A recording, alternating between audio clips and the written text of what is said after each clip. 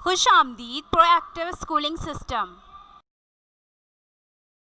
उन्वान प्यारी शख्सियत। प्यारे बच्चों, आज हम आपको बहुत ही प्यारी शख्सियत के बारे में बताएंगे कि ये प्यारी शख्सियत है कौन। लेकिन इससे पहले आपको ये वीडियो ज़रूर देखनी होगी। मेरा भाई बहुत अच्छा है।